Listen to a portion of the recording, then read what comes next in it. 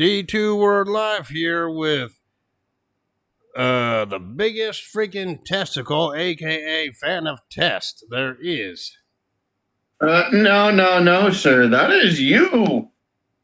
I was a fan of the genetic freak. Oh yeah, I forgot, you're not really a big fan of test. God rest his soul right now. You're more of a Mae Young fan. No, that is you yet again, sir.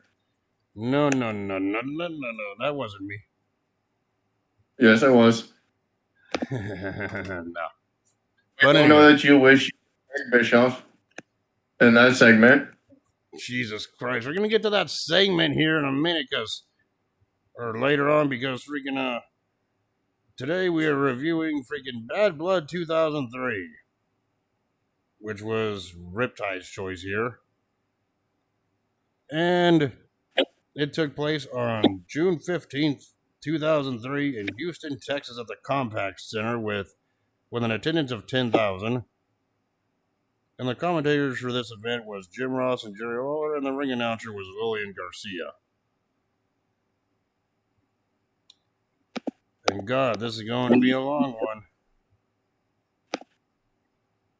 Well, I don't know necessarily about a long one, but you know, there's a lot of cringe moments from this show, right?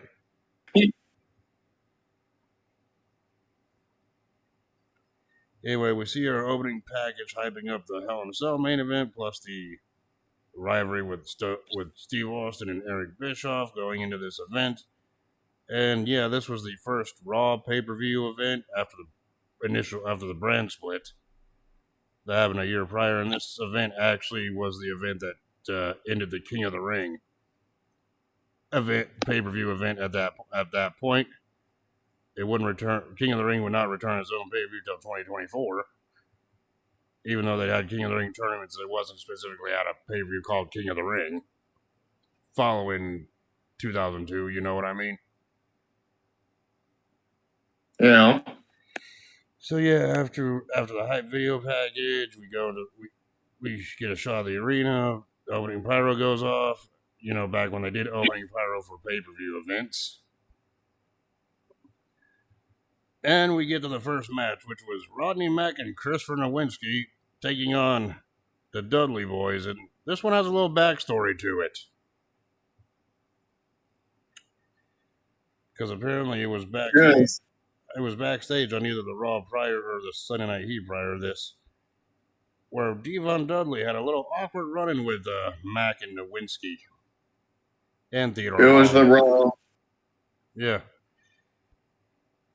Yeah, pretty much. Nowinski said, "Yeah, we may not be the same ethnic background, but how do you feel?" It's like, what? But he goes, "Yeah." He told Devon or something. It's like, how do you feel about being oppressed, even your own family, or whatever the heck he said, right?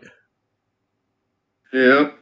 And while freaking Devon was all pissed off, had Nowinski up against the freaking wall, choking him up against the wall, he goes, "How come your white brother's always telling you to get the tables?" I'm like, God, they're crossing the line into freaking racism, right? Yep.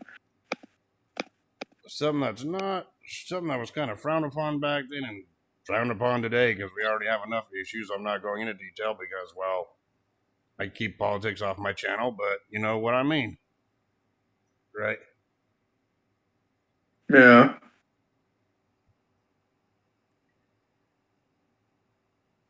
But yeah, freaking the whole time Rodney Mack had a protective face mask on too. And you know what? I'm surprised freaking Nowinski was still wrestling around this time. Also, because I thought his career was cut.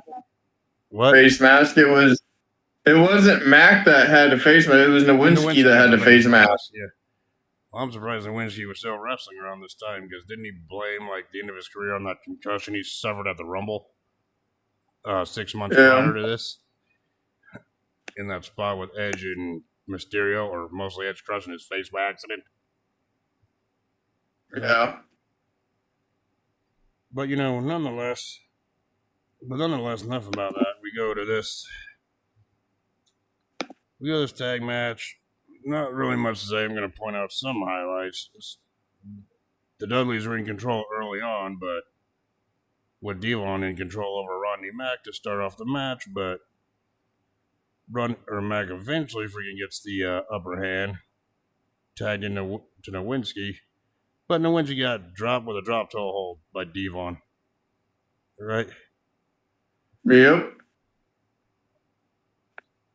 And of course, Bubba got the tag in. He was a house of fire during this point, beating up the heels, right?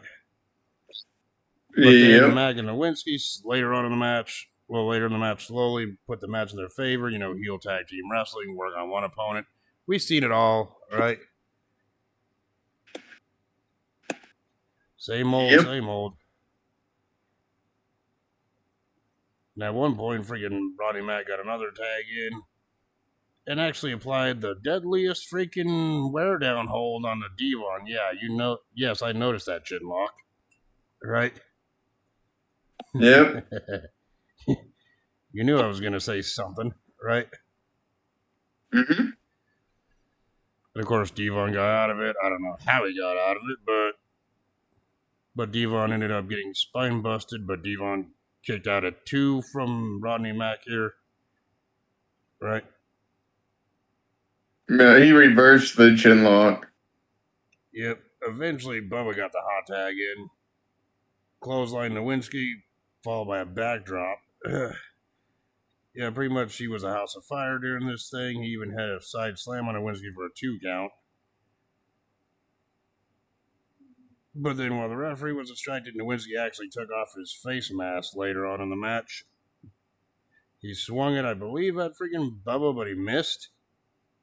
Right? Yes. Of course, Matt got back in the ring, tried to go for his blackout submission hold, but Bubba got out of that.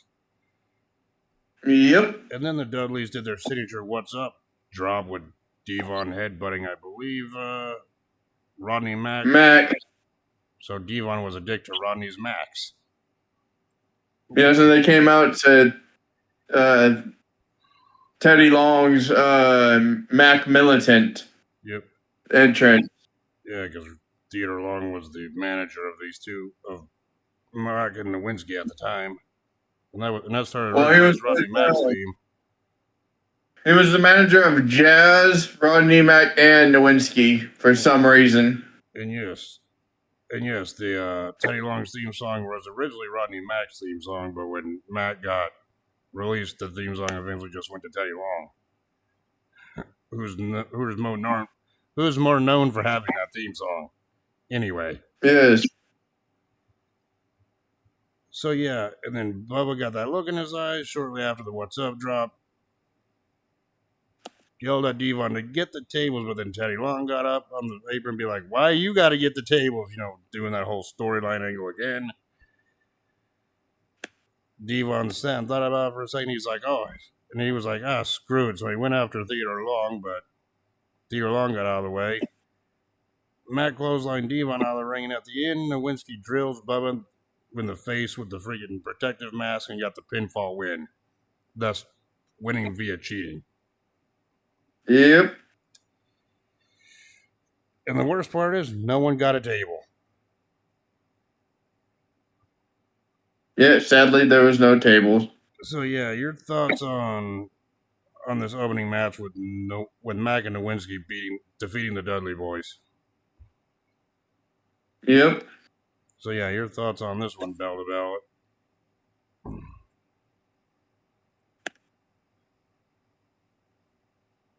Me, I just felt like, I've seen better tag matches for openers than this one, but, they wanted to get heat on Mack and Nowinski for cheating, they did their job. Right? Yep. Getting the cheap win like that, of course, that made sense. They were the heels going into this one. Right? Yep.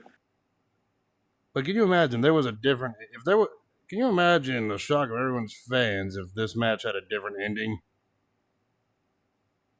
With Theodore Long getting up on the apron and be like, "Devon, why are you getting the tables all of a sudden? Why do you gotta do what he tells you to do?"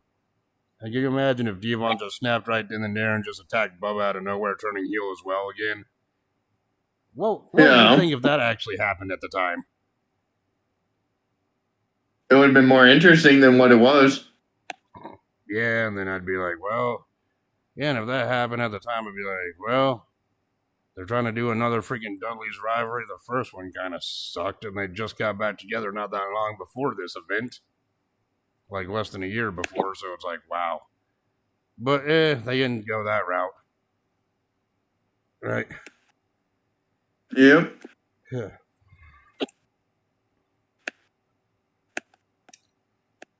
So yeah, after the opening tag match, we go to the announcers table where Jim Ross and Jerry Lawler talk about the Redneck Triathlon.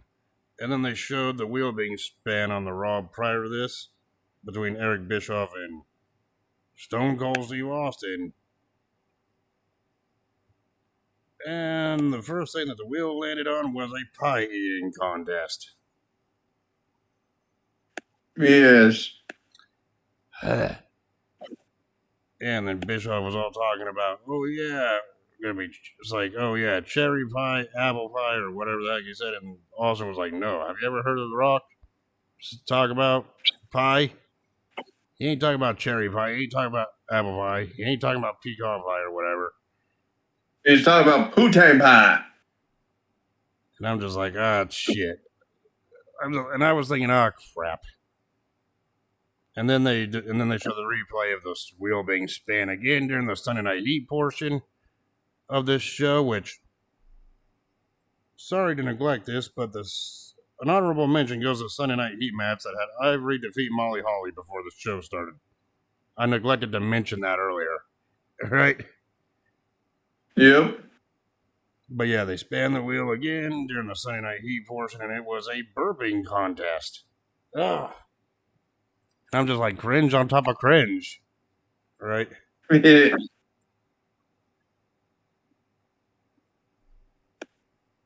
So yeah, they said, okay, those two contests in this whole Redneck Triathlon will be during the pay-per-view event, and if they need another contest, if the score is tied, freaking they'll spin a wheel again for a third one. Apparently, this is a best 2 out of 3 here for the winner. Yeah.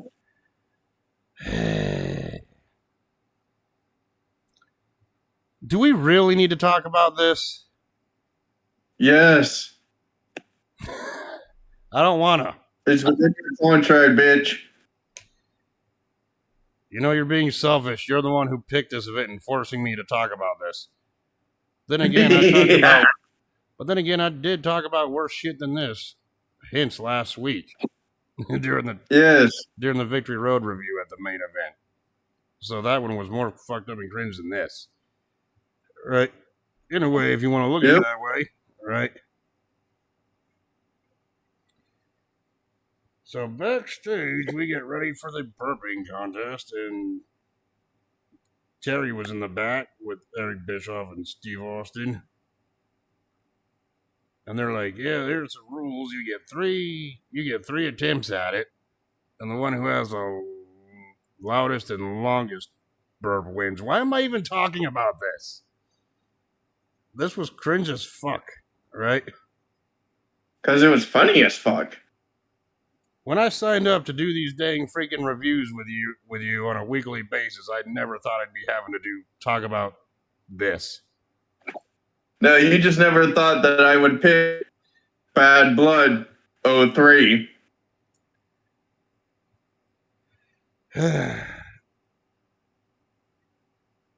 So round 1 goes. It's like Bischoff freaking attempts the first one. Tries to freaking belch first. It didn't last very long. Wasn't very loud. I didn't care. Right? Sounded Then weak. Stone Cold goes. It was very loud and very long, and then you cared.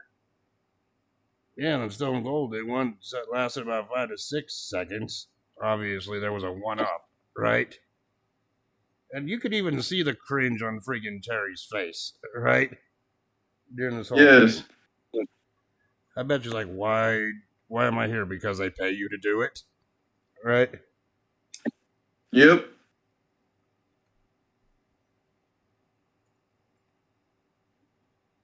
Yeah, and then they go to the second one. Round number 2. Bischoff still does a freaking weak one that sounded like shit, if I had to be honest, right? Yep. And Steve Austin did one. And Steve Austin did a second one. Yeah. Yeah, and he goes, huh. It's like, huh. And afterwards he goes, yep, that was a wet one. Yeah, and just for the record, Austin was drinking beer this whole time. As if Yes. we didn't already know that, right?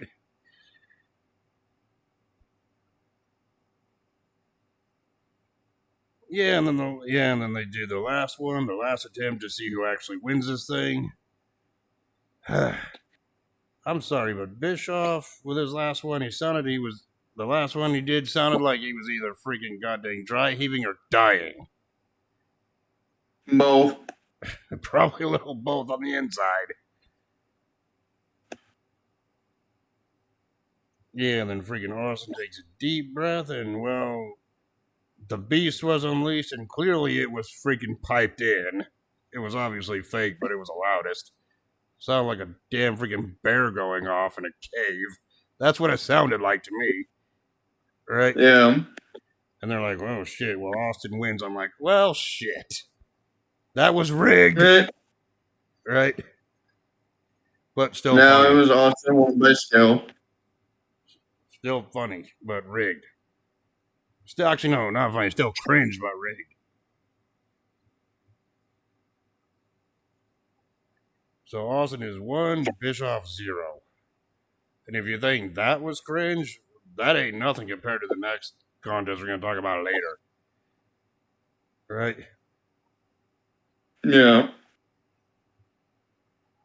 And then afterwards, Bischoff says, congratulations, go see a doctor. Right? Yep. Ugh.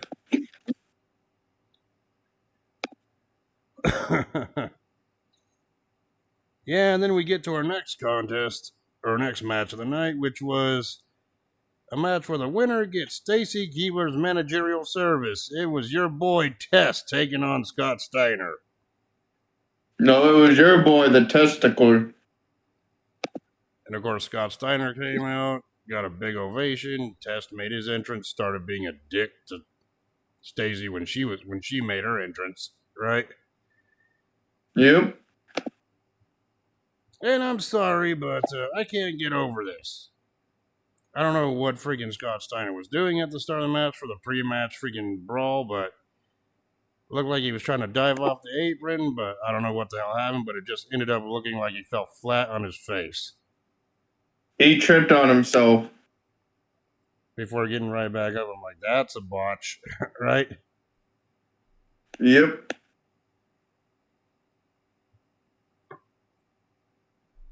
Yeah, but they eventually, after fighting out on the floor, they eventually got back in the ring where Tess got nailed with a clothesline followed by an elbow drop from Steiner, but Steiner decided to do his taunting push-ups instead of going for the pinfall, which, let's face it, if he went for the pinfall, Tess would have kicked out of 2 anyway. 1 or 2 anyway. It was too early in the match for a pinfall attempt. Right? Yep. Yeah, it's way too early to go for a pinfall attempt. Unless your name is Daniel Bryan and you're going against Sheamus. That's a whole nother freaking story.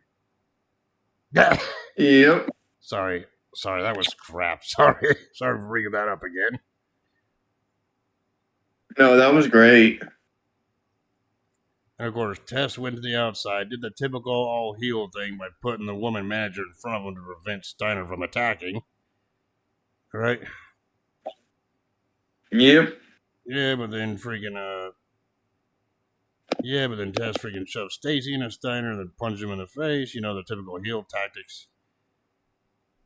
And then Tess threw Steiner shoulder first into the ring steps. Right? Yep. And of course, back in the ring, instead of like staying on the attack, freaking Tess decided to pose, and the crowd was like chanting, "You suck," right? Yep. And that's where he went wrong. Of course, either way, freaking Tess nailed a clothesline, and a body slam, and then and a body slam, but right when Test had the advantage, he freaking did the whole Steiner freaking push-ups too, taunting Steiner with his own freaking shit, right? Yeah, then he gave Stacy a creepy ass wink. I'm like, wow, okay, quit taunting. Monologuing is a villain's greatest weakness, right? Yeah.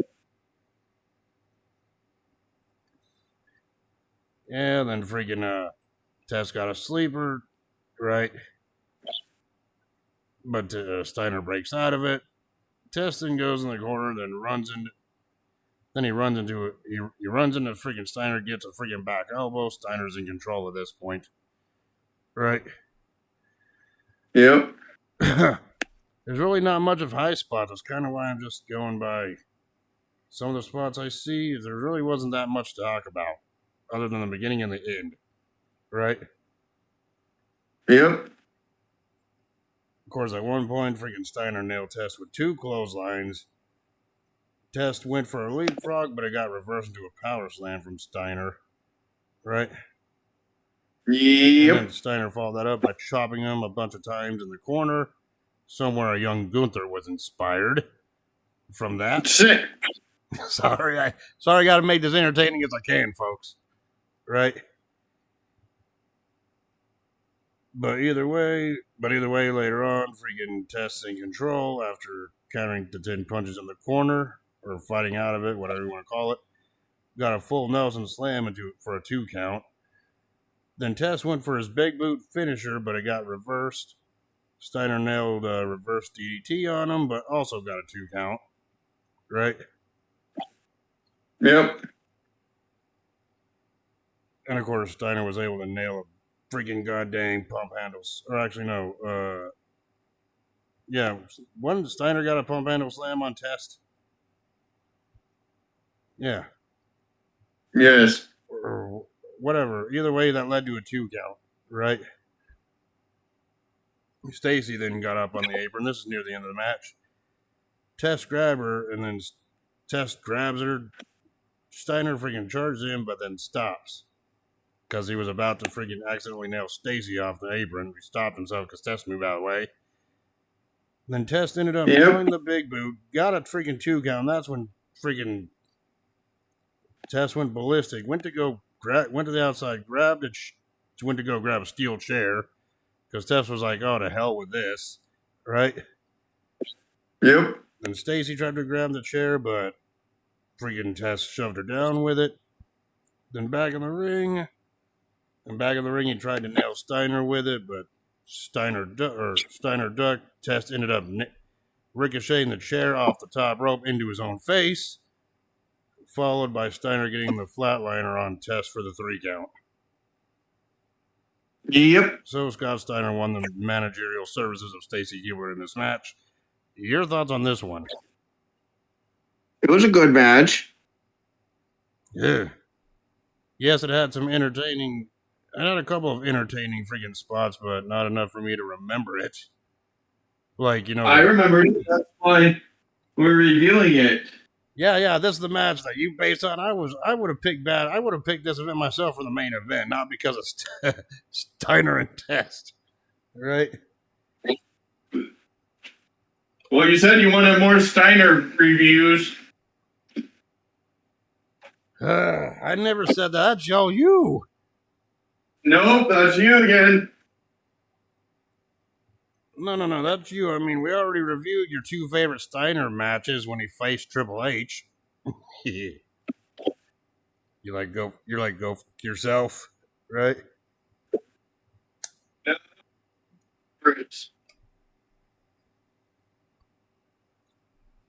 So me, I thought both of them. For me, I thought the match was decent. I mean, it wasn't really nothing to be like, oh, this is a show stealer or anything. It was just there, right? Yeah. Of course, Steiner falling off the ring apron at the start of the match and falling on his face is memorable, along with Test's little funny chair missing and ricocheting and nailing him in the face instead. But Other than that, I really didn't have much substance from this match to be like, oh, this is a great match. You know what I'm saying? So me, it felt poor on average.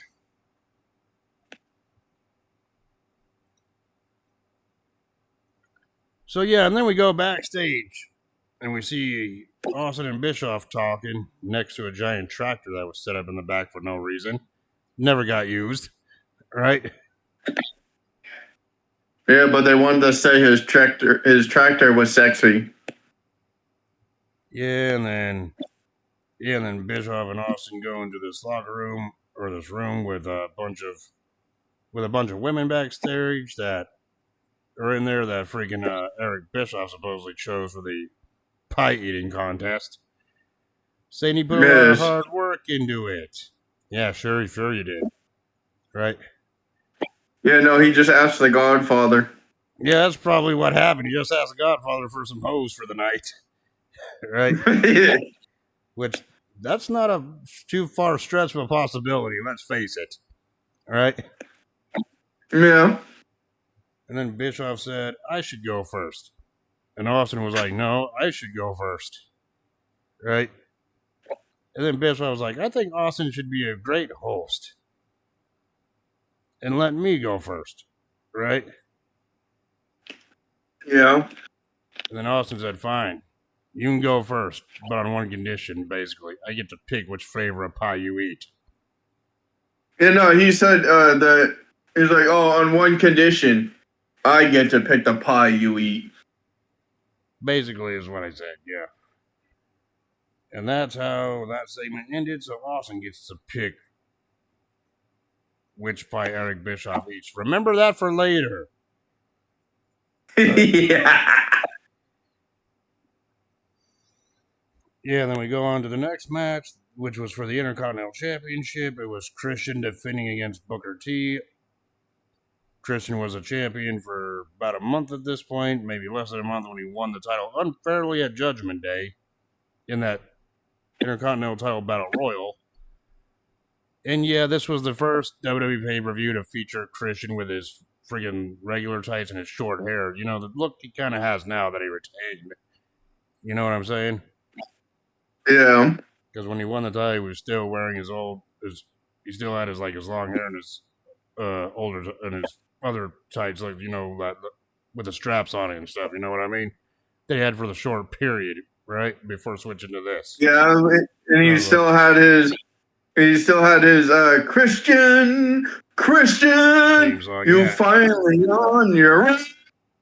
Yeah, and obviously his theme song got changed to the one he had before the In My Eyes theme. You know what I'm talking about? Yes. And of course, since we were in Houston, Texas for this event, Booker T came out being from Houston. He got the big freaking standing ovation, the biggest loud pop of the night. There's 3 Texans there. There was Stone Cold, HBK, and Booker.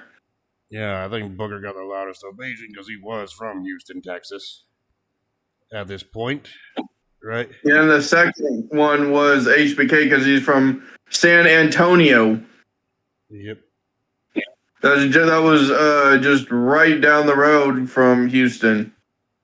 So yeah, going into this matchup, at the beginning of the match, Christian freaking got the advantage a little bit early with a freaking arm drag takedown, but freaking Booker came back with a shoulder block along with an armbar and a body slam on a Christian, and then he grabbed side headlock on freaking Christian and got a 2 count after pinning him from it, right? Yeah. And of course, Christian came back with shoulder tackles. And of course, that didn't last long. Booker came back. Huge back body drop. And got a 2 count.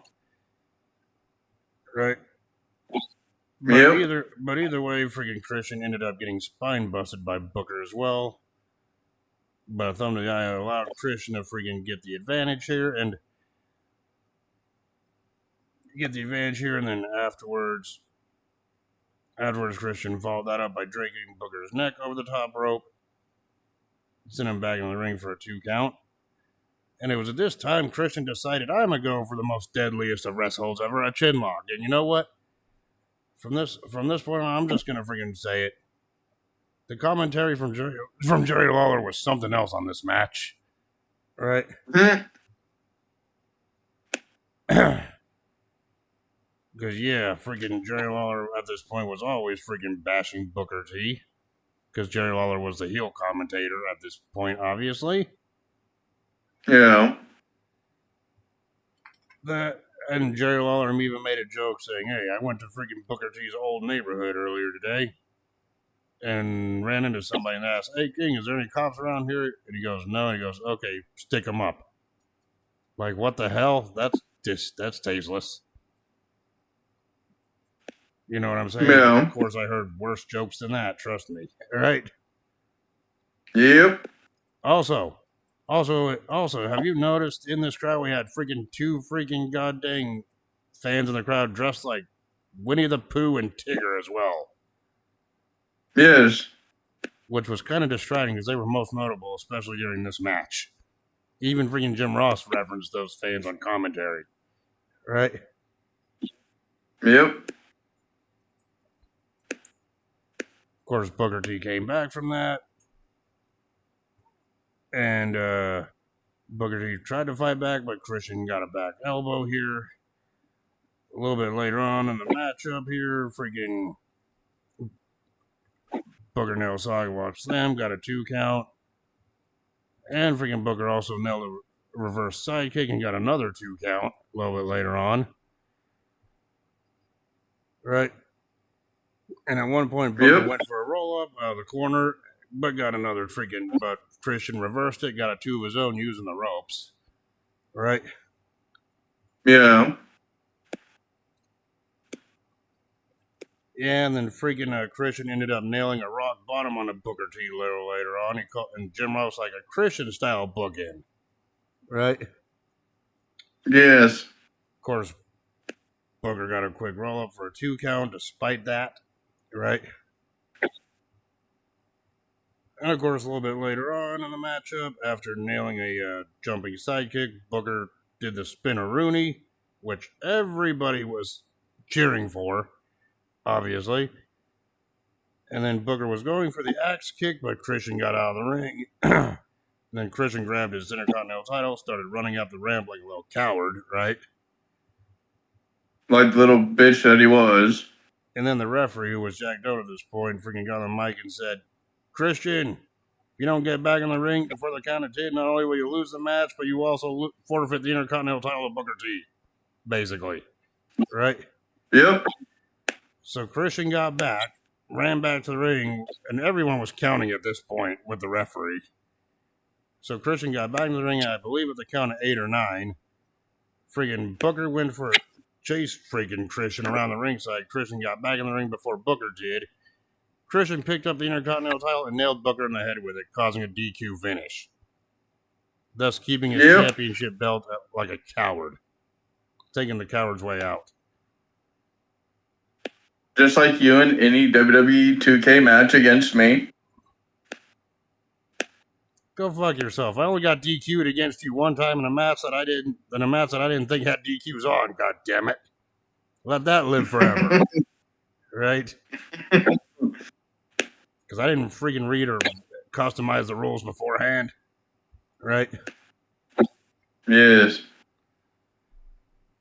So yeah, Booker May won the match, but he did not win the title because the championship cannot change hands on a disqualification. Your thoughts on this one? It was a decent match, I guess. Cowardly heel tactics like normal for Christian. And I'm just like, wow, another match that fell below average on this Raw pay-per-view. Jesus Christ.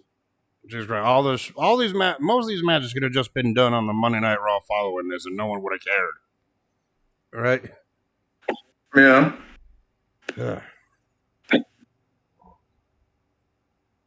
Yeah. And of course, backstage, we're showing Kevin Nash was taping up his wrist, getting ready for the main event. Nothing really special there. And now next after the Intercontinental title match is, oh my God, no, Lord have mercy on my eyes.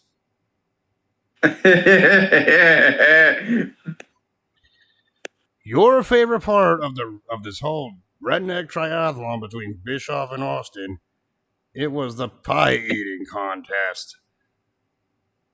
We all know that you wish you were Bischoff. No. That's you, Mr. Bischoff boy. Nope. Every time we play 2K, who do you pick? Eric Bischoff. Because you've never beaten me with Eric Bischoff. According to you and our friend Eagles fan, you are a tryhard on 2K. And I'm like, yes, I can agree. Right? Yeah. It's funny, our friend's not even here and I gets reference, haha. Right? Yeah.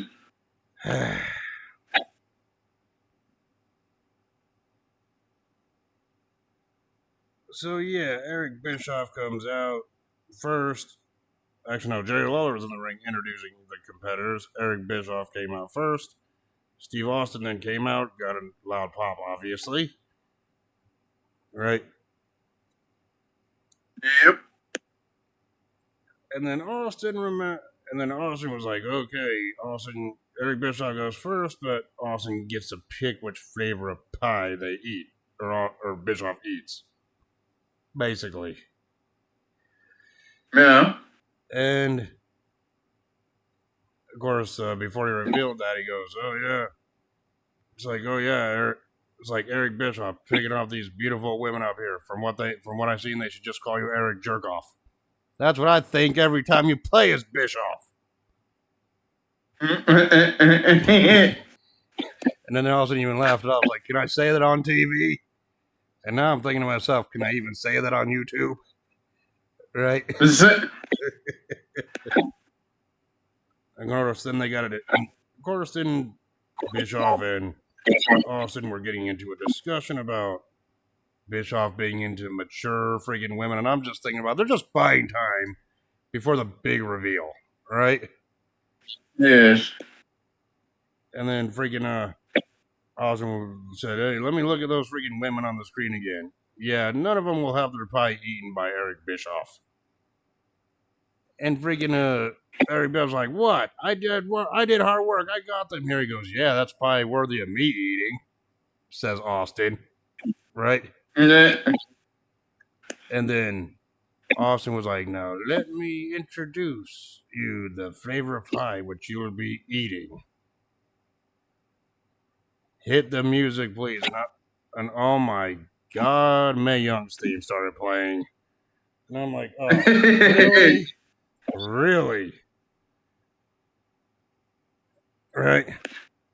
And freaking even when Mae Young was making her way to the ring here, even Jerry Lawler on the microphone was like, "Austin, you said this was pie eating, not cheesecake." Which I'm pretty sure you busted up laughing when you heard that. Right? Yeah. Yeah, and then freaking and then at first freaking Bischoff was like, "Oh hell no, I ain't doing that," right? Which I wouldn't blame Bischoff, right? I wouldn't do that either. Yeah.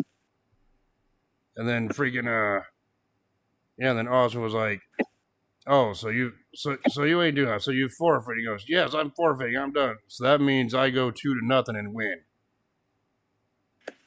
And then right when Jerry Lawler was about to save everyone from the cringe, right? He was like, "Well," and Jerry Lawler was like, "Well, I guess the winner of this redneck triathlon by way of forfeit." All of a sudden, you hear Bischoff go, "Oh, wait a minute." And even Jerry Lawler had that look at his eyes like, "What? Oh no." Right? He's like, Uh-oh. Right? And then Bischoff goes, "Well, there is a saying that anyone can do the pretty ones." And he said something about, "Well, Mae Young, we're both adults here, so make this as painless as possible." And at this one, I just loved Jim Ross commentary. She's wearing the oldest parrot girder. Yeah, but before that, freaking Mae Young freaking ended up lip locking freaking Eric Bischoff to start with, right? Probably Yep. slipping him the tongue. Why am I even commentating on this? Because you were so enthused about it. And then freaking Bischoff was like, "That's it, Austin, top that." And Austin was like, "What do you mean top that? You only kissed her. This is a pie eating contest." Next thing you know, we see Mae Young being a dick to freaking Eric's Bischoffs by giving freaking Bischoff a low blow in the corner, putting him so Eric Bischoff was laying down on the or sitting down in the corner, right, in pain. Yes. And then next thing you know, we see freaking Mae Young take her dang dress off. That's when freaking Jim Ross on commentary was like, "Oh my God, Mae Young's wearing the world's oldest thong." And the next thing you know, freaking Mae Young ended up doing a freaking Bronco Buster in the corner onto freaking Eric Bischoff. Yes. And pretty much at this point, I was freaking goddamn dry heaving, and I know the backstory. I'll explain that after this segment, right? Of why I was dry She put heaving. fucking sardines in her panties. Then after all that cringe, freaking Bischoff got back on the microphone on the outside of the ring. He goes, "That's it, Austin, bastard, your turn." And then Austin was like, hold on. I ain't gonna play second fiddle to that son of a bitch. And instead of eating Mae Young's pie, Austin gave freaking Mae Young a stunner. He's like, "I forfeit, you win, it's 1-1. And then Bischoff was like, "You son of a bitch!" Right? Like you say in every 2K game when you face him, Eric Bischoff. So yeah, the score is 1-1. We got one more contest here. And yes, I did find out about a week or two ago that freaking goddamn before that segment, Mae Young freaking put freaking like sardines in her dang thong just to make the shit extra nasty smelling. Yep. That's why I was freaking dry heaving seeing that, knowing that bit of information. Right? And I'm just like, wow, on the cringe scale, this is a fucking 10. Right? Yep.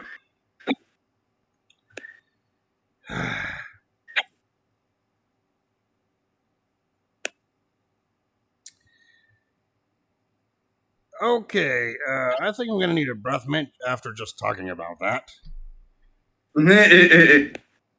Why did you make me talk about that? Because my contract says I had to. Sometimes I really don't want to talk about this shit. Right? Sometimes he doesn't read his contract. What contract? And by what I mean is he doesn't look at the fine print. What contract? It's like, what contracts? Oh, the same one you have that says you got to review crappy matches and segments like I do? Shit. Yes. I mean, hell, you tried getting out of freaking doing Victory Road 2011 last week, but I'm like, nope, your contract states otherwise. You're like, son of a bitch. All right? Because it was garbage.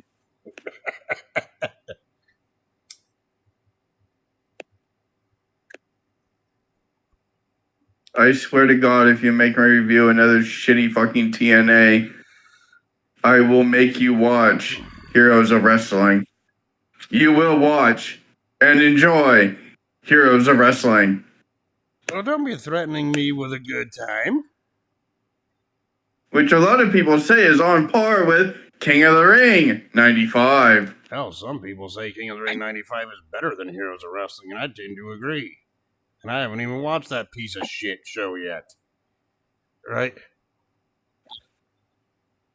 But anyway, after that cringe, we go backstage, we see the coach, Jonathan Coachman, interviewing a lot of Resistance, which is Sylvain Grenier and Rene Dupree at this point. This was before Rob Conway got in the picture, by the way. Yeah. And Sylvain Grenier pretty much said he hates Texas because they gave the world George W. Bush, who was the president of the United States at that time, by the way. Not getting political, I'm just stating facts, right?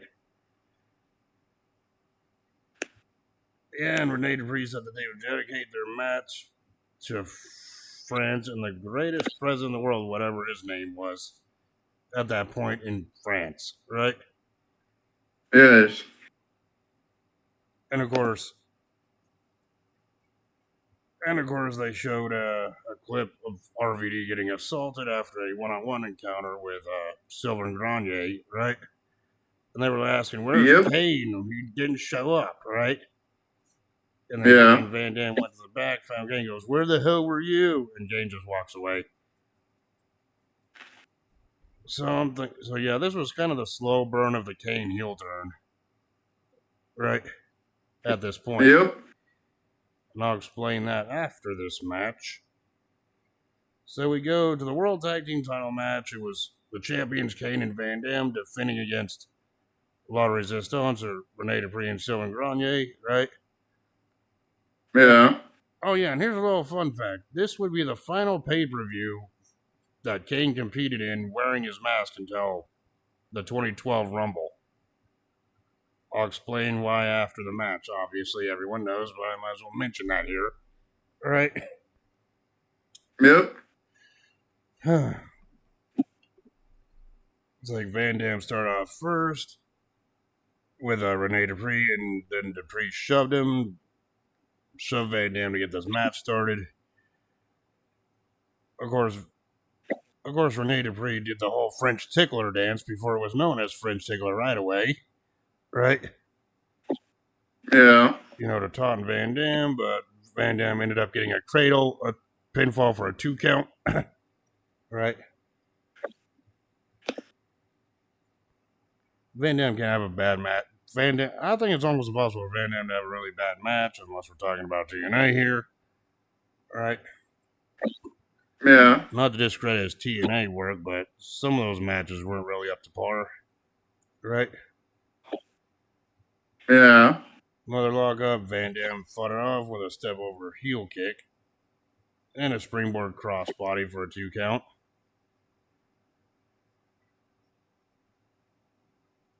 Yeah, then Van Dam ended up getting a turnbuckle handspring blocked by Grenier here. On to Van Dam. Van Dam was down. The heels were in the freaking dang control at this point. Rene Dupree got a 2 count following a DDT because, Kane broke up the count. Right? Yep. Yeah, then Grenier came in illegally, pounded on, and went after Van Dam. Yeah, then Dupree got the tag in. And the fans were chanting USA, and I really hate to point this out here, but there was showed a freaking sign in the crowd that said France sucks. I'm pretty sure they weren't saying that about France this past week. Am I right? Yep. At time of recording. Yeah, and then freaking Dupree nailed a snapmare on Van Dam, followed by the most devastating rest hold of all, the chin lock. Again, that's 3 in this show that we've seen already at this point. Right? Yep. Of course, Van Dam managed to get out of it by grabbing... But Van Dam got out of it, nailed it in Zaguri, and then got a hot tag to Kane. Kane came in, cleared the heels out, was a house of fire like he usually would for being the big man, right? Yep. And he threw Grenier into the corner, pounded on him pounded on Grenier in the corner a bit, but then Dupree tried to get it, went up to the top, but Kane turned around, catched him, and freaking double choked to Dupree, and a slam on Grenier for a 2 count, right? Yep. Yeah, and then Kane nailed his patented clothesline from the top rope on Grenier for a 2 count because, Rene Dupree broke it up, right?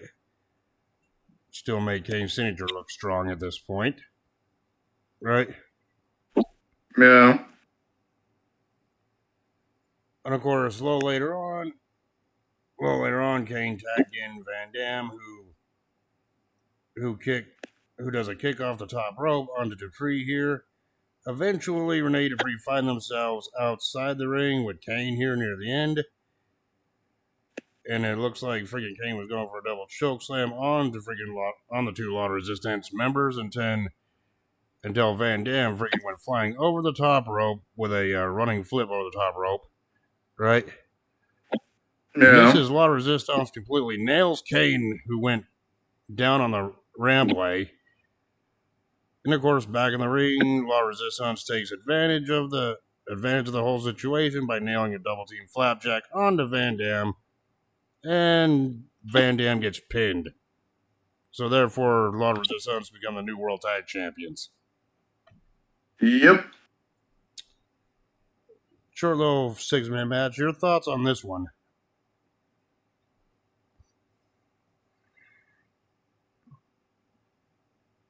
A decent tag match, I guess. It was also the beginning of where the kind of downfall of Matt Kane was going. Yeah, because after the match, you could just tell Kane was just glaring with that look on his face through his mask. His eye expression just told you the story right there. Right? Yep. And of course, like I said, this was the last pay-per-view until Royal Rumble 2012, where we see Masked Kane. Reason for that being is that the following night on Raw, Kane and Van Dam got a World Tag Team title rematch, which stipulation was if Kane and Van Dam lost or didn't win the titles, they would have to split up as a tag team, which Kane got disqualified when he nailed, I believe it was Dupree with a steel chair. And then he was offered a world title match for the following week on Raw on June 23rd, 2 weeks after this event, where he would face Triple H, spoilers, but everyone knows the story, in a title versus mask match, which Kane lost in Unmasked, turning heel on the process, giving us demonic, evil, unmasked Kane. Right? Yes. You know, the Kane that went to electrify Shane's testicles, but that's for another story for another day. Right?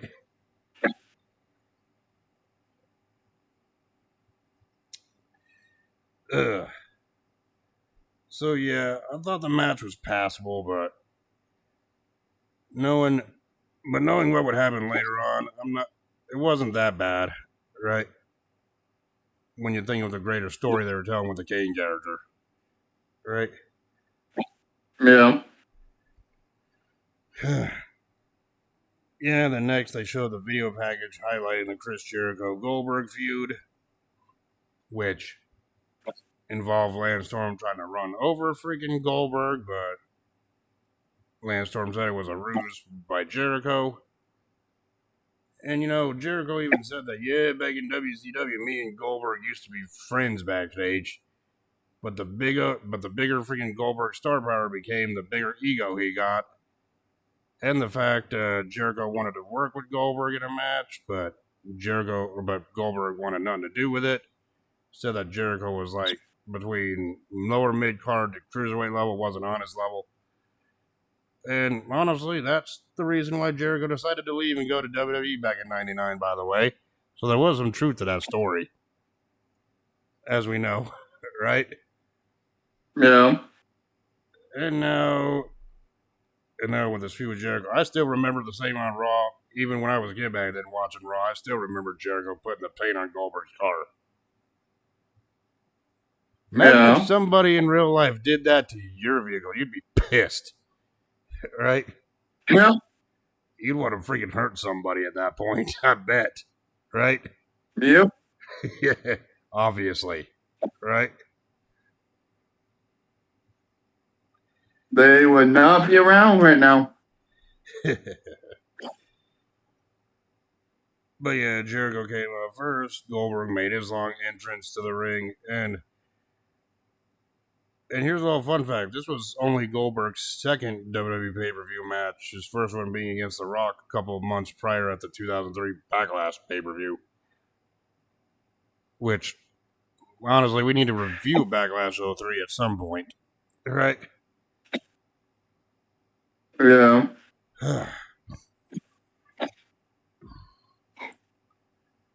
Oh, yeah, and let's not forget part of the story, too, that part of the highlight package they were showing between these two was that segment where Goldberg was trying to spear Jericho, but Jericho got out of the way and he ended up spearing Charles Robinson in half. Yeah, the same referee that got fucking flattened in another certain pay-per-view. Yes. Wait, wasn't it Charles Robinson who ran out to the ring during Cena's championship defense, I believe, against Punk or whatever, and he got flattened by Cena? Or was that the Money in the Bank tag match where that happened? I know it happened at one of the pay-per-views from this year. Right? It was Punk and Cena for the title, and then Seth Rollins came to cash in. Charles Robinson running down the damn ramp like he did, only was going half speed running, and then he got flattened. And Cena was like, nope. Right? Yeah, he said he felt like he got ran over by a Mack truck. All he saw was movement from the side. He thought it was the cameraman, and then he was out. He was out cold. He's like, fuck. Right? Poor old Charles Robinson taking abuse in 2003 and in 2025. He took abuse in every era. That fucking refereed everything. Yep. Oh, yeah, and ironically, guess who the referee was for this Jericho Goldberg match? Charles Robinson. Exactly. Just like, oh, Jesus. Right? At least he didn't get speared out of his boots during this match. Right? He almost. Of course, start of the match, Goldberg charges in, Jericho sidesteps, celebrates, and applied the strong headlock on Goldberg. Goldberg was wrestling WWE longer matches at this point. This was Goldberg's first run in the company, right? Yes. Of course, a little later on in the match, Goldberg went for a clothesline and misses and gets a gets a face first slam by Jericho, and then Goldberg fought back. Goldberg tossed Jericho into the ropes and does a hip toss and a knee to the gut and into the ropes. Jericho holds on. But, at one point into the freaking corner, on the outside, they were fighting by the barricade. Jericho was freaking trying to get up by the barricade on the outside after taking abuse. Goldberg was going in for the spear, but Jericho sidestepped, and Goldberg ended up going through the security wall. Or barricade, whatever you want to call it. Right? Yeah. And I'm just like, yep, Goldberg took himself out.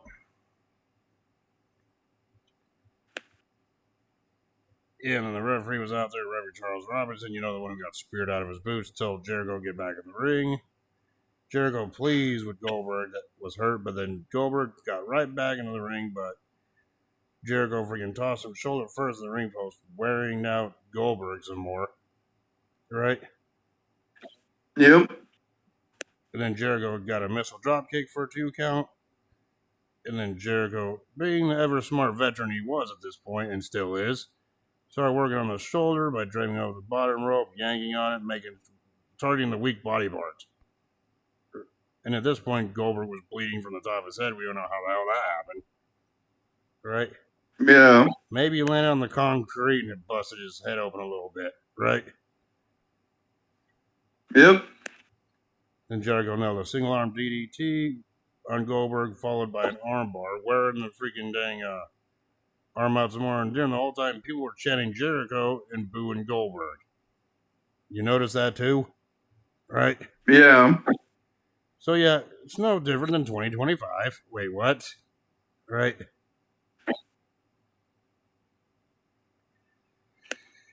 Yeah, and at one point, freaking Goldberg got back up, fought back with a left-handed shoulder block, and an atomic drop, and a standing sidekick, which for someone like Goldberg who don't wrestle long matches actually looked impressive. Goldberg then freaking attempted an arm drag, but Jericho got a leaping DDT and an armbar takedown for a 2 count. Right? Yep. Jericho went for the elbow to the face, but then Goldberg freaking does a big hip toss, and now they're both down at this point. Then Jericho did a face buster, followed by a lion salt for a 2 count. Right? Yep. Then Jericho went for another freaking face, and then another face buster by Jericho, and he went to the lion salt. He went for the lion salt again onto a standing Goldberg, but is blocked. Goldberg picked him up with one hand and got a takedown onto Jericho. And then Goldberg went for the spear. Does a spear with his right shoulder, but Goldberg freaking sells it. Oh, it's injured now. Right? Yeah. And then then obviously Goldberg went for the jackhammer, but it was blocked. Jericho nailed a low blow that Charles Robinson doesn't see. Of course, these referees never see it when wrestlers do a low blow, so Jericho was a dick to Bill Goldberg's. Right? Yep. And freaking Jericho nailed the walls of Jericho, got the walls of Jericho locked in, and Goldberg tapped out like a bitch. I'm just kidding. No, he did not. I'm just kidding, but can you imagine if that's how the match ended right there? Right? That would have been bullshit, and that's not how it fucking happened, you prick. Yeah, I know that's not how it happened. Actually, Goldberg fought it off after being locked in the hold for about 30 seconds or longer. Then freaking Goldberg got another spear in, and then freaking Goldberg then nailed the jackhammer and got the pinfall win. You happy there? I reported exactly how it happened. Right? Yep. Yeah, I've seen better Goldberg matches. I've seen better Jericho matches, but this one kind of was intriguing, though. It wasn't bad, but it wasn't really, great of a match, but it was there. At least that was more of a Jericho Goldberg encounter than we ever got in WCW, am I right? Yeah. So, yeah, your thoughts on this Goldberg and Jericho match? Well, that's because Jericho kept flopping in WCW. He wasn't raising to the star potential that they thought he had. Kept him in the mid card. Yeah, and WCW. While freaking Goldberg was just spearing people and going 89-0. Yeah, well, WCW didn't really freaking know how to build good stars other than Goldberg, and the rest of the people on the top of the card were already established names from elsewhere at that time. And that's one of the reasons why WCW went under. But no, one of the main factors is what they went under is because they had Ric Flair in charge and Vince Russo. Yep. And Eric Bischoff to a degree. But your thoughts on this Goldberg and Jericho match from bell to bell? It's a good match. Was it their best? No. Did they have better? Yes. Did Jericho ever beat Goldberg? Maybe once or twice, but it was mostly Goldberg fucking beating the brakes off of him. Yeah, I thought this match was serviceable for what it was. So yeah, it was a good match. Well, this was Goldberg's big feud in WWF or WWE at the time. Yep. And of course, we go backstage where we had to see the freaking goddamn the wheel being spun to see what the third contest will be in the Redneck Triathlon. I think freaking Eric Bischoff was still chewing on some breath mints. Right? He had some extra gum. Yeah, he was probably wearing he was probably wearing some kind of freaking freaking cologne spray as well to try to hide that smell, right? Yeah. And of course, they span the wheel and it freaking landed on a sing off. And Bischoff was all laughing. And I was like, oh, what the hell are you laughing about? He goes, because I heard you sing. You suck, right? And even Austin said, He's like, you're not good. He's like, okay. He's like, oh, have you heard me sing Terry? Yeah, but he's like, am I any good? No. He's like, I admit it. I suck. basically. Because we heard Austin sing on TV before. It's not good, right? Yeah, when we had Guitar Austin. Yes. But, we'll talk about that. Nick. Yeah, we'll talk about that later. Right. Anyway, they showed them the video package for the next match, which was Shawn Michaels taking on Ric Flair. And you know what's funny? When people think of Shawn Michaels and Ric Flair, they always think about the WrestleMania 24 encounter. Very few people have ever bring up their Bad Blood 03 encounter, and after watching this match, it's apparent why, but it's mostly due to the ending to this match. Well, right? They don't bring up their 04 encounter either. Yeah. Because they had 2 encounters within the year of each other. 03 and 04 for Bad Blood. Well, Michaels fought Triple H in the Hell in a Cell, Bad Blood 04. Don't let the little, peacock picture fool you, but I'm pretty sure they fought on an episode of Raw beforehand that year. Yeah. I'm just saying that they had it within a year of each other of Bad Blood. Yeah, exactly. But, anyway, the video package. Because it was the Raw. It was the week before Bad Blood. It was like a few weeks off from a year from the 04. Like about a week from the 04 Bad Blood, but they also faced off in 04 Bad Blood because Ric Flair interfered in that Hell in a Cell, if I'm correct. Because he was helping Triple H. Well, I don't know if he got physically involved in the match. I know he probably came out after the match, but I don't know for sure. It's been a while since I've seen that specific Hell in a Cell match. And that Michaels Triple H Hell in a Cell match is over 40 minutes long, and I really don't look forward to reviewing that when we do Bad Blood 04. I'm not saying it's a bad match. I'm just saying it feels too long in places. It wasn't a Hell in a Cell match. It was an Iron Hell in a Cell match. Well, whatever it was freaking a long one. I know that. Because a Hell in a Cell match does not last 40 plus fucking minutes. Well, then again, the Hell in a Cell between Taker and Triple H, that was 30 plus minutes.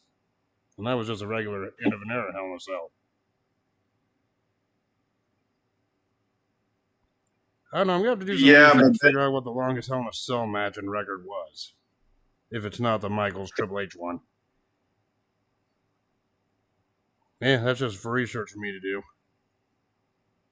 But anyway. Well, I know the Taker and Triple H Hell in a Cell match was for the end of an era at WrestleMania. And that was over 30 minutes long, I know that. I mean, hell, we reviewed that match. We know how long it lasted. Right? Yeah, but they threw everything, even the house. Like, forget the kitchen sink. They threw the whole house at each other. It's like, yeah, forget the freaking kitchen sink. They threw the whole house at each other that night. Right? And it all started because Taker didn't like the fact that he got stretchered out in their first in one of their encounters at Mania. Yeah, the second one. Wait a minute, we're way off topic. We need to talk about this Flair-Michaels match. We're way off topic, but talk about past stuff. Wait a minute. Anyway, they showed the video package setting up this Flair and Michaels match.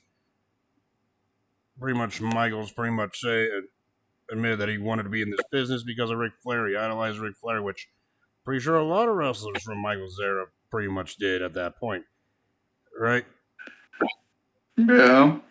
Because back in Michaels' era growing up in the '60s and '70s and early to mid '80s, obviously two names came to mind: Hogan or Flair. Obviously, right? Yeah. Yeah. Then Ric Flair put on a great match with Triple H the night after Judgment Day '03. Had a tag match with Michaels against, I'm guessing Triple H and Orton, but Flair, dude being the dirtiest player in the game, freaking nailed Michaels with a low blow, saying you're nothing but a Ric Flair wannabe, right? Setting up this Yep. story, and Michaels challenged Flair to this match, which Flair accepted, and here we go, right? It was the start of Evolution. Yep. This basically was like one of the starts to Evolution, or Evolution was in its early months at this point, Yes. because Evolution originally formed the day after Royal Rumble '03, but Batista and Orton got injured shortly afterwards, so the group was just starting to reform once again around this point, right? Yeah. So Flair made his entrance, followed by Michaels. Michaels got a huge ovation, being from Texas, as you stated, which that was true, obviously, right? Yes, because he was from San Antonio, Texas, which was right down the road from Houston, Texas. So I'm not gonna name all the spots here, like I haven't named all the spots in all the other matches. This one just, for me to go through, I need to name out some of the big spots that stand out here. Yeah. So after some back and forth, after a shoving contest started off, Ric Flair went for woo, right? Yeah. But Shawn Michaels won. Shawn Michaels shoved him next. Then he freaking did the Ric Flair strut, right, and did a woo of his own, right? He also slapped the shit out of him. After slapping Flair in the face, right? And of course, Shawn controlled Flair with a wrist lock, followed by a takedown on the ground for a bit until Flair got to the ropes, right? Yeah. And then Shawn Michaels slapped Ric Flair again, followed by a drop to hold and a face lock, but Flair shoved him off. And so Michaels got another punch to the face and a clothesline over the top rope. Then Michaels nailed Flair with a crossbody over the top rope onto the floor, which that was always a good spot, right? Yeah. A little bit later on, Flair fought back in the corner and nailed freaking Michaels with chops, but Flair freaking fought that off got a shoulder tackle into the ropes, putting Flair down, right? And Yep. then Shawn ended up locking Flair in a headlock onto the mat. But Flair eventually got out of it, nailed some multiple chops in the corner. Of course, Michaels reversed and got 3 of his own, followed by 3 punches in the corner, right? Yep. And a little later on, when Michaels was back down, a little bit later on, Flair draped the knees over the bottom rope, splashed, and then over onto Michaels, got Michaels down with a knee drop. And Flair nailed the figure 4 onto Michaels, but Michaels shoulders got down for the pin. He only got up, but he got up at 2. Has Flair ever pinned anybody with the? Yeah, he did by getting leverage with the ropes. Never mind. I answered my own question before I can ask it. Right? I was about to be stupid and be like, did Flair ever get a 3 count with the figure 4? But I remembered seeing footage where he did. So, yeah, right. Yeah. But after the 2 count, Michaels freaking got to the ropes. So freaking Flair had to break the hold. And afterwards, freaking Flair got in the referee's face, but Earl Hebner shoved him. Right? Earl Hebner was a referee. Huh? There's no controversy with that name whatsoever. Especially Earl during Hebner has been in every fucking review that we've done. so far. Every Classic review that we've done so far, right? is. Oh yeah, and there's That no, motherfucker is around. I mean, and there's no controversy with Earl Hebner, the referee, especially during a Shawn Michaels match. Yes. I got that sarcastic smile on my face while I said that, right? Well, there was that one time. Do you remember what his opponent said? Oh yeah, I remember that one time. Oh, I remember that one time he posed as his brother, freaking Dave Hebner, and freaking screwed Hogan out of the title to Andre. Yep, that's exactly what happened. That's how Earl Hebner was introduced to WWE to begin with. Yeah, but that's not his most famous, though. That was his first controversial angle he was involved in. I can't think of any others. No, especially, I can't think of any others. Can you? Let's see. There was a place in the Canada. Let me see if I remember. Oh, it also was a place for the screw job. I don't remember any screw job taking place in freaking Toronto, Canada. It wasn't Toronto. Actually, no, that's where the cringe job happened when Big Show's ass got exposed with McMahon's face in it.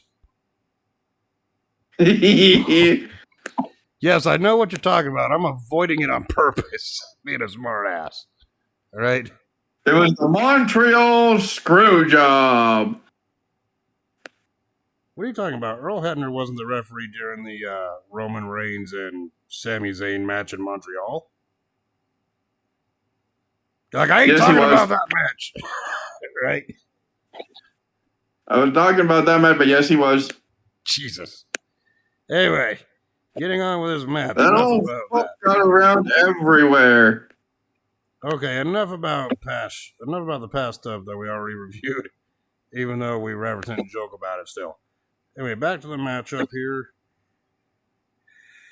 It's like, yeah, a little later on, Flair got a chop that knocked Michaels down, and then freaking Flair starts working on the knee of Michaels once again, trying to weaken him up for another figure four attempt, right? But Michaels got out of it, nailing freaking an enziguri on Flair. Of course, Flair recovers, freaking got some chops on Michaels, but Michaels came back with some punches to the face, followed by a back body drop on the freaking dang Flair. Right? Yeah. But then Flair freaking goddamn fought back, went up to the top rope, and of course, even the announcer said, come on, stop doing that, it never works. And of course, Michaels went up there, caught Flair on the top rope, and threw him off.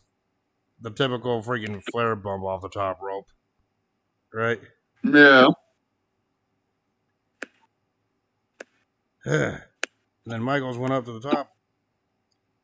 Comes off with a flying elbow, I believe. But then Michaels ended up going for a sweet chin music, but Flair caught it. Nailed an inside cradle on Michaels for a 2 count. But then Michaels freaking bowed back and locked the figure four on the Ric Flair.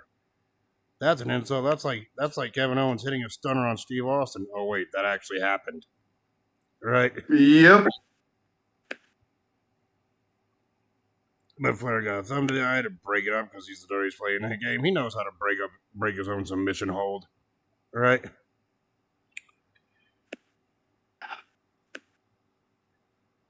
And of course, Flair goes for a back suplex. Michaels reverses it. Earl Hebner gets hit somehow. And then Michaels got a roll up, but Flair counters it. Trees are made out of fucking glass. Of course, Flair. The slightest breeze will knock their asses down. Exactly. I mean, at this point, you can just poke a referee and he breaks his shoulder out of place, right? Well, except for one, the greatest, craziest referee ever, which will be coming up shortly. Oh, it's not Mick Foley. Just ask Braun Strowman and Roman Reigns about Mick Foley's officiating. Gets taken out by Brock Lesnar. Cannot finish the match. Right? That was bullshit. That was bullshit. I don't look forward to reviewing that event either, but we got to continue. So yeah, a little bit later on, Michaels went to the top. Michaels got a suplex on Flair. Shawn goes to the outside, goes on the ring and sets a table up. Because yeah, that's what this match needs, is a fucking table. Lord knows the Dudleys didn't bring out a table earlier, so I guess this was a consolation, right? Yeah. Then he goes, yeah, and then freaking Michael set up the table on the outside, and then he tries to go back in. Flair tries to go back in. Michaels blocks it. Flair tries to suplex freaking Michaels to the table, but Michaels then blocks it. Of course, on the outside, Michaels freaking puts Flair onto the table, like laying across the table. Randy Orton comes out of nowhere, probably from the crowd, but ends up eating a Sweet Chin Music super kick for his troubles, right? Yep.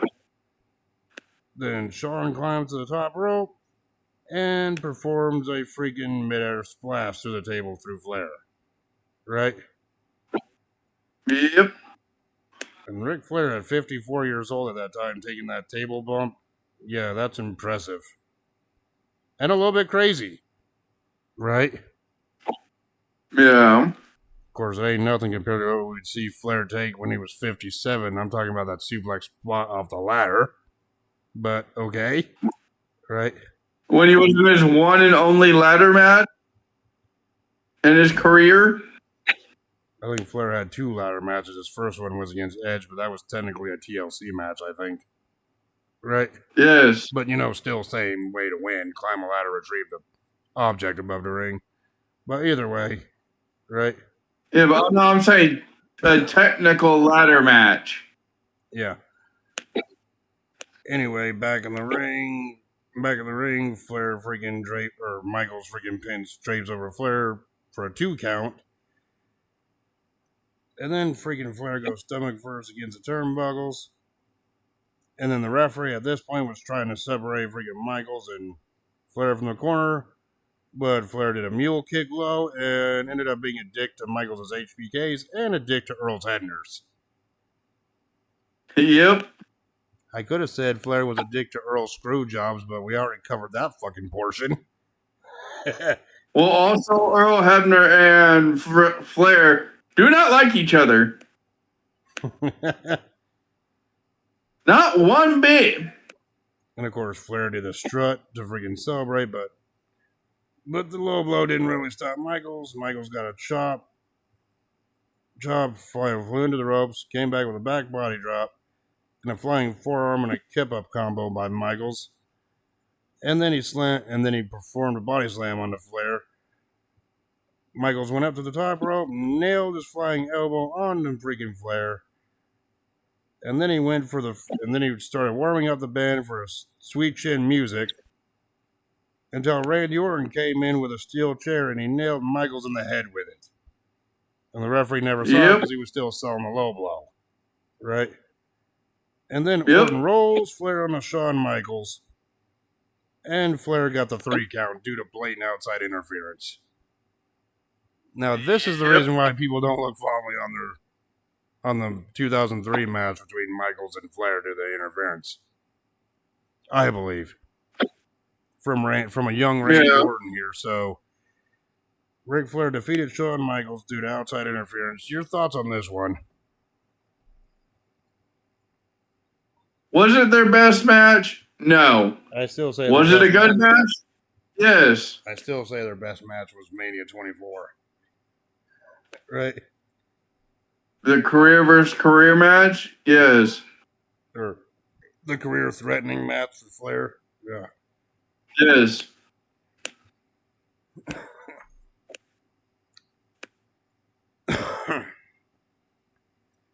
So yeah, I thought the match was okay, but that ending kind of sucked, right?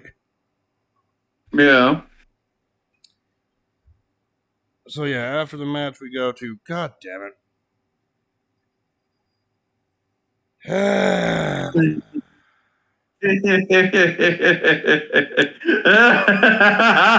we get part 3 of this redneck triathlon. It was supposed to be Eric Bischoff versus Stone Cold in a singing contest, right?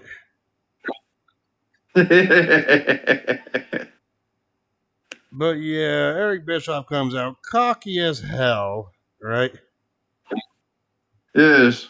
And then he goes, you know what? To wrap this redneck triathlon up, I can't think of anything better than to sing my own theme song. And then Eric Bischoff freaking goddamn proceeds to lip sync the damn song. No, he's like, play my music. And then he just started lip syncing his own freaking entrance theme. Like some kind of, like a fucking jackass. Right? And next thing you know, Austin interrupts and be like, Eric, you're freaking lip singing. He goes, no, I'm not. Yes, you are. You're Willie. Yeah. He goes, Billy Vanilliing it. Yeah, Millie Vanilliing it. That's what it's called. Yes, Millie Vanilliing, yes. He goes, you're a loser. You suck. Now, you want to prove that you can sing? We want to hear you sing. Don't have the lyrics on it. Play the instrumental version of that. We want to hear you sing, Eric Bischoff. Yes, and he's like, I'm back. Oh my God, the instrumental version of his theme song started playing. He fucking... Eric Bischoff freaking sucks so damn bad. He sounded worse than you when you're playing fucking festival mode with me. I know. He sounded worse than Brad trying to sing. Yeah, thanks for throwing our friend under the bus. And you together. Hey, I never said I could fucking sing. And then freaking Austin was like, Eric, stop. He goes, what? Eric was like, that was good. He goes, no, that sucked. He's pathetic, but he goes, but Austin goes, but because I can't do any better, give the benefit of the doubt, because Austin knew he sucked at singing at least, right? Yeah. Austin was like, here's what I'm going to do. I'm going to spin the wheel one more time to have for another contest for you and me to compete in right now. Austin didn't even spin the wheel right away. He just went to whatever slot he wanted, which was Pigpen Fun. Right? Yes. And he goes, oh, what do you know? After a great spin, it landed on Pigpen Fun. He goes, what that means is like we go out there and whoever throws their opponent in the freaking goddamn pig pen set up on the side of the rampway over here on the aisleway here is the winner. And you know everything in that pig pen was not mud. Right? Yes. And he goes, I'm going to make my way down there. I'm going to throw you in a vat of pig crap. Right? Yep. And he goes, and just in case Bischoff decides to try to write, I'm deputizing everybody in this arena. And Eric Bischoff like, no, we're on deputizing. He tries to run off and some plant. We'll just call him a Planet fan, throw him back over the barricade. Right? Yeah. Then Austin came out and met Bischoff by the freaking barricade area, ringside area. And Bischoff tried to beg off, but Austin started flirting with punches to Bischoff. Right? Yeah. And then ended up nailing a stunner to Bischoff. Bischoff didn't really put up much of a fight. Right? And I'm just like, damn, he did more of a fight playing as Eric Bischoff in 2K than he did here at Bad Blood. Right? And then that's because you can't touch me with Eric Bischoff. Yeah, and then they fight all the way up the ramp. And then what happened next? Bischoff got dumped in the freaking pig pen. He had freaking dirt and pig shit all over him. Yes. And I loved Jim Ross. He's like, the pigs were deflowered. They were deflowered by Eric Bischoff. I'm like, well, they got depigged. And then later on, Jim Ross said, them pigs need therapy. They had a close encounter with Eric Bischoff. Yes. I'm like, what the hell? There was some jokes to be You were laughing when you said that Eric Bischoff deflowered the pigs. There was some jokes running through my head, but I'm not going there. Right? But yeah, with that, Steve Austin was declared the winner of this redneck triathlon, 2-1, and he celebrated with a beer bash in the ring. Yep. I'm glad I never have to talk about this shit again. Right? So, and they're like, yep. And they're like, yeah, this happened. It's like, yeah, but this was the first and thank God last redneck triathlon there ever was. At least the last one on pay per view. All of a sudden, you see redneck triathlon. It's like, yeah, between the Raw and SmackDown general managers for Survivor Series, I'd be like, God damn it! Right? Why? Adam Pearce versus Mickey James's husband. Mike Aldis. Yes. And I'm just like, God damn it! Why? I think you'd just be sitting here, hey buddy, shut up. I'm like, hey buddy. I'd be like, shut up. It's bad. I'd be like, shut up. Then I see the freaking like tweet from Adam Pearce. It's official. Make it unofficial. Right? All you see is on the tweet. Hey buddy, I told you so. I'd be like, fuck off. I'd be like, fuck off. We don't need to see this again. 22 years later, this is shit. Right? Yes, we do. Anyway, they show the video package next for the main event, which was the Hell in a Cell match for the World Heavyweight title between Kevin Nash and Triple H. This all came about after Judgment Day, the month prior, when Triple H intentionally got himself disqualified against Nash in their first encounter, which saw Kevin Nash drill freaking Triple H with the jackknife to the announce table. And then after the next night, it was announced that Triple H will defend the world title against freaking Nash in Hell in a Cell here at Bad Blood. And of course, Triple H freaking convinced the referees, yeah, don't be refereeing my match. You know what happened to, what's his name? Tim White during Triple H's last Hell in a Cell match. Saying that Triple H taking the credit for injuring freaking Tim White when it was really Jericho who freaking caused it. But they neglected to mention Which we that. never ever saw Tim White ever again. Actually, Tim White would referee one more match. It was the Jericho and he refereed the Jericho Christian match at Mania 20, but that was it. Before he but we never saw him ever again.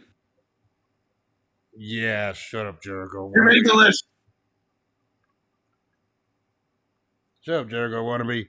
Of course, during the whole build-up, Austin and Bischoff were like, who are we going to get the referee? Because all the referees said, I'm not doing it. Triple H and Austin were like, I need to make a call. Right? And then it was announced that there'd be a special guest referee for this Hell in a Cell match. Someone who has experience in Hell in a Cells. Someone who knows Triple H in Hell in a Cell very, very well. And that would be Mick Foley. He said, oh, we need a crazy son of a bitch. And I found a crazy son of a bitch. Mick Foley. And of course, that didn't freaking make Triple H very happy. And Mick Foley said all he has to do is count the 3 count, regardless how many times he gets beaten up. Yes. Which even saw that segment freaking see Mick Foley get nailed in the head with a chair, only to be like, 1, 2, 3. Triple H freaking goes up, gives Mick Foley a pedigree onto the chair, but Nash came in on the Well, I just like the fact that the next week, before Hell in a Cell, Triple H is all like, oh, I'm going to give you the night, to the end of the night to make your decision. If you're going to continue to referee or not. Yep. Because he's like, oh, it was 2000 Hell in a Cell where I ended your career. And Mick Foley's like, Yeah, you may have ended my career, but you never put me down. And he goes, you know what? I'm going to referee that match. If I'm going to take an ass kicking, I'm going to take an ass kicking in Houston, Texas. Like, what the hell? Right? Yes. And that's when Hunter and Foley got into it, which resulted in Mick Foley being down from a pedigree on the chair. But then Nash came out into this promo or into this hype, nailed Triple H with the freaking jackknife, and Foley was like 1, 2, 3 on Raw, with Nash Yes. standing tall. And Laura Whirl and the rule of WWE in a big main title match, if the challenger stands tall on the Raw prior, they're not winning on the pay per view. I'm sorry, but that's Not a trope. necessarily. I'm just saying, most of the time, that's a trope they like to play, right?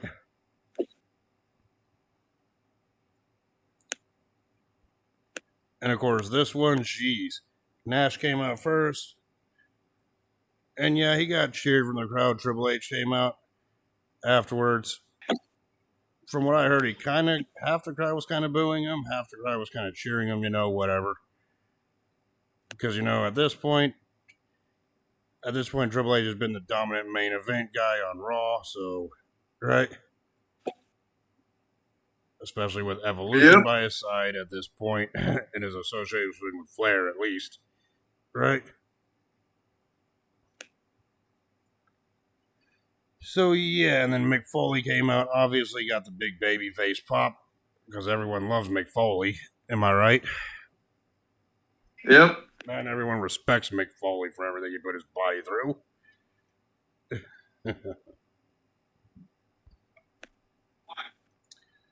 And of course, that referee shirt that freaking Mick Foley was wearing looked like the lines were spray painted on. It was Mick Foley style.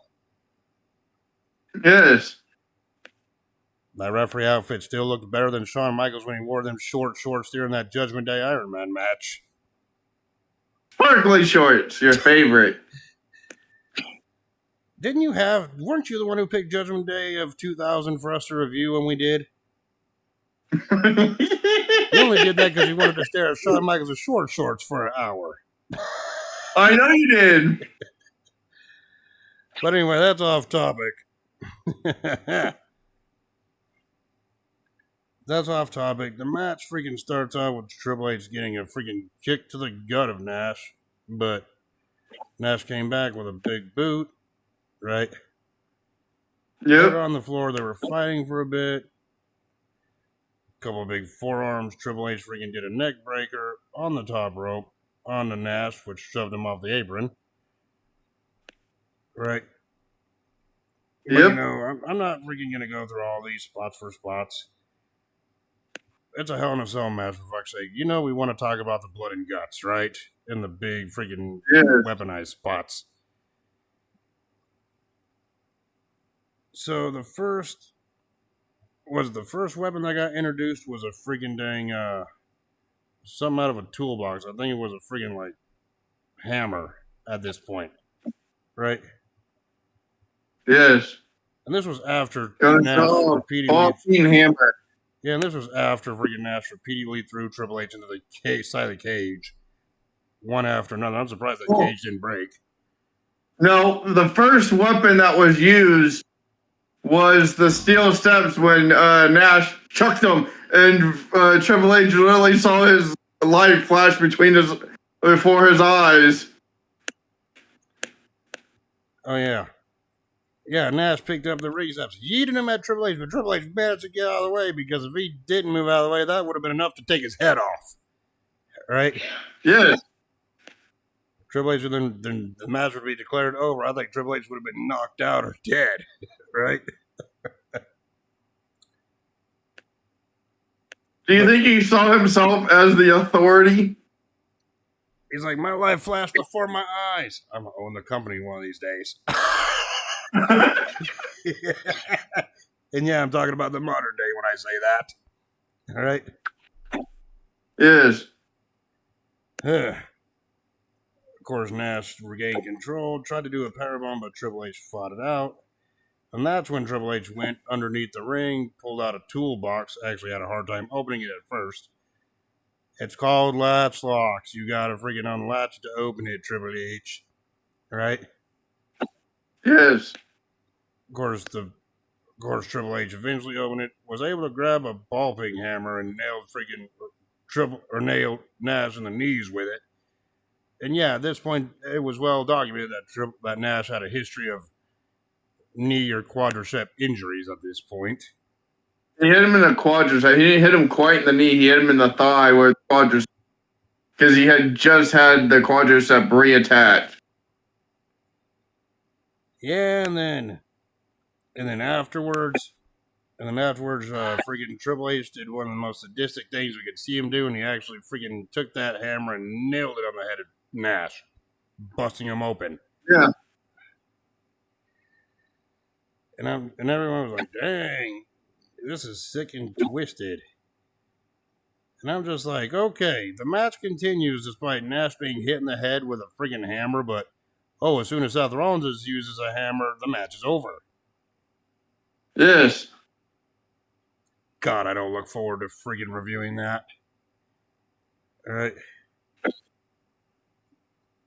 And of course, afterwards, freaking Triple H then rakes Nash's head into the cage. And then freaking Hunter then throws him face first in the cage a bit more. And on commentary, Jerry Lawler was like, "Hey, Mick, look familiar?" Right? Yes. And of course, Nash got back in the ring. Triple H went to that toolbox again and pulled out a screwdriver. Right? Yes. Nash went to block the attack, but Hunter overpowered him and used the screwdriver to the head of Nash anyway. Right? So, with Nash down at this point, and yeah, that looked nasty though, with the screwdriver to the head, right? Triple H went to the outside and grabbed another weapon from under the ring, which was Mick Foley inspired. Yes, he grabbed the barbed wire bat or barbed wire 2x4 from under the ring. Yes. Shades of what Mick Foley used on Triple H during their encounter in 2000 at No Way Out in that cell match, right? Well, it was first introduced in his match against Terry Funk. Yeah. Yeah, and then freaking Triple H went to use freaking the 2x4 barbed wire 2x4 on Nash, nail him in the gut with it or stomach with it. Of course, Nash then blocked it a second time with some punches. Then Nash grabbed the barbed wire and he drilled Triple H in the face with it. Right? So Yep. Which that busted Triple H open. And then Nash got another shot to the head of Triple H with a barbed wire. Right? Putting Triple H down. Oh. Yeah, then he had the bright idea, hey, let's put this on the top turnbuckle and let's do Snake Eyes. Oh, I was about to mention that was the next thing he did. Yeah, he put the barbed wire on the turnbuckle, secured it there, picked Triple H and freaking goddamn and performed Snake Eyes under the barbed wire. Yes. And somewhere Mark Calloway was watching that and was thinking to himself, how come I didn't think about that in Hell in a Cell matches? Knowing that was also a Taker move, right? Yes. But yeah, that got him a 2 count. Triple H was bleeding all over the dang place at this point. Well, I can imagine he went face first into freaking barbed wire several times, right? Yes. So yeah, Triple H was wearing the proverbial crimson mask, right? Yep. And then Nash went out to the floor, grabbed the freaking ring steps, tossed him in the ring. Triple H got out of the ring. He's like, "No, I'm not gonna be hit by them steps. Fuck that. My life flashed before my eyes last time, right?" Yep. And of course, Nash goes after him, but then Triple H nailed Nash in the head with a wooden box that was under the ring that broke in half, or the bottom broke on contact, right?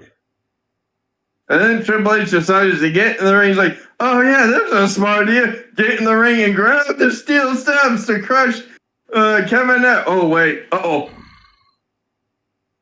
Oh yeah, this was after Triple H brought the sledgehammer in the ring, but Foley took it away from him. But yeah, like you said, freaking Yeah, Triple H took the steel steps, ran at Nash, but Nash took him down with a drop toe hold. Triple H bounced face first off the steps. Right? Yep. And yeah, and then Foley recovers from. Yeah, Foley took a freaking like. Yeah, and then Foley went down, but he recovered, got the 2 count, right? Yep. Yeah, but then Triple H then kicks at Nash's knee, then grabs a chair, drills Nash in the head with it. So Nash was down, but then for whatever reason, probably just because he hates Mick Foley, Triple H nailed Foley in the head with it too, with the chair too. Right? Yes. Which that busted Foley open as well. So you got the champion, the challenger, and the referee busted open. Right? Yep. Of course, despite bleeding profusely from the freaking head, Foley pulls out Mr. Sacco, and he applies a mandible claw onto Triple H as revenge for that chair shot to the face. Right? Or to the head, Yep. right? And Foley had that thing locked in for about 20 seconds, but Triple H countered it by being a dick to Mick Foley's with a freaking groin kick or low blow. Right? Yep. And of course, at this point, Foley was down.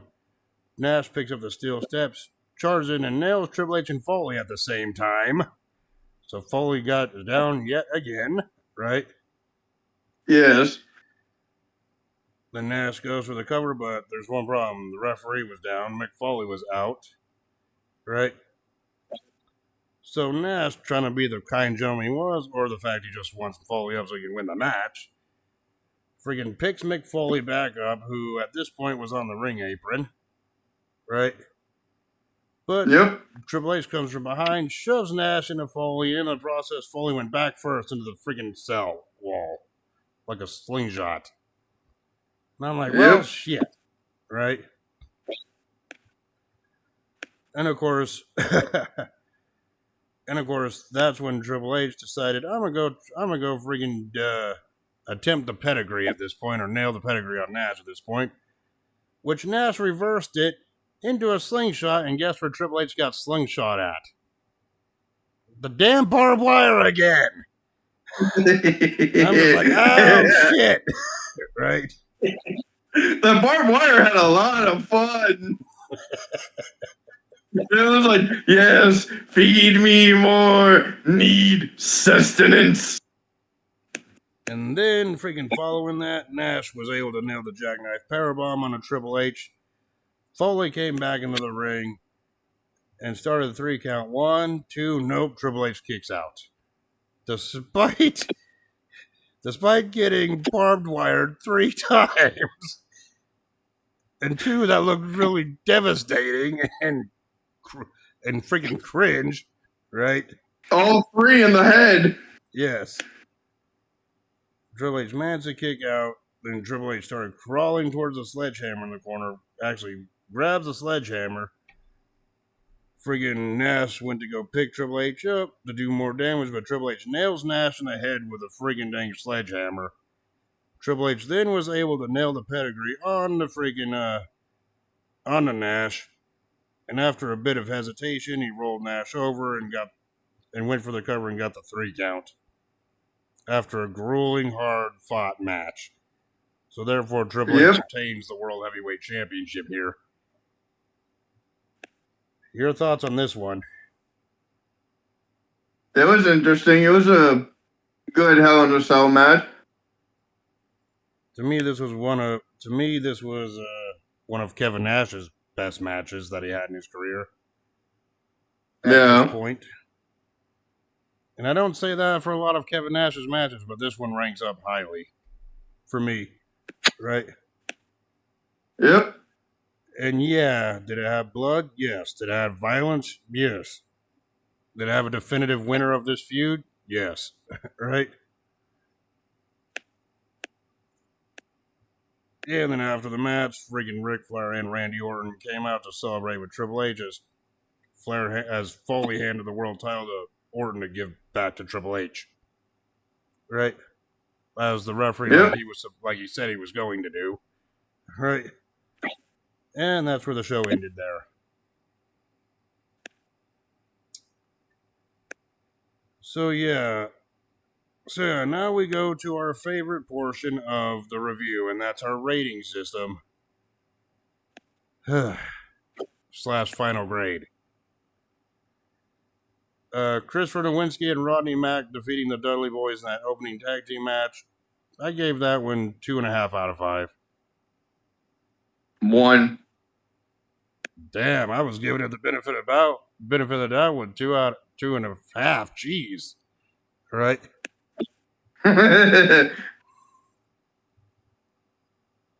Okay, for the redneck triathlon shit rating, I gave it a new rating system out of 3. 1 being cringe, the other one being mad, and number 3 being funny. Stone Cold defeating Eric Bischoff in that burping contest, I only gave 1 out of 3. It was cringe. 3.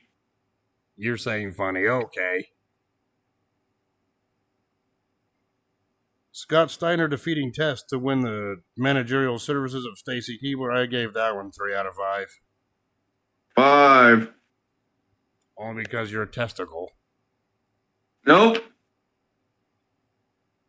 Booker T defeating Christian by disqualification in the Intercontinental Championship match, I only gave 2.5 out of 5. 3. The only reason I gave it 2.5 is because that DQ ending really was deflating. I give it a 3. It was interesting until the ending. Yeah. It would have gotten a 4, but it just gets a 3. Eric Bischoff defeating Stone Cold Steve Austin via forfeit in that pie eating contest, making the score 1-1. That was ultra cringe. That was a 1 out of 3. 3. Jesus Christ. Right. La Resistance defeating freaking Kane and Rob Van Dam to win the World Tag Team titles. I gave that one 3.5 out of 5. 2. Why 2? Because I didn't like Law Resistance. Still gotta judge their matches fairly, though. Goldberg. I did. They couldn't wrestle for shit. Goldberg defeating Chris Jericho. I gave that one 3 3/4 out of 5. 4. Ric Flair defeating Shawn Michaels. 3 3/4 out of 5. The ending of it with the outside interference really irked me on that one. 5. The WrestleMania 24 matches are worthy of 5 stars, not this one. Right? Okay, 4.5. Yeah.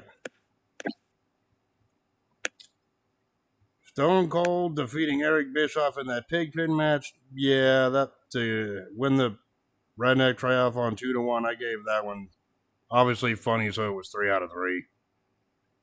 3. Yep. And of course, the main event with Triple H defeating Kevin Nash in that Hell in a Cell match to retain the World Heavyweight Championship with Mick Foley as a special guest referee. That's a blatant obvious 5 out of 5. 5, yes.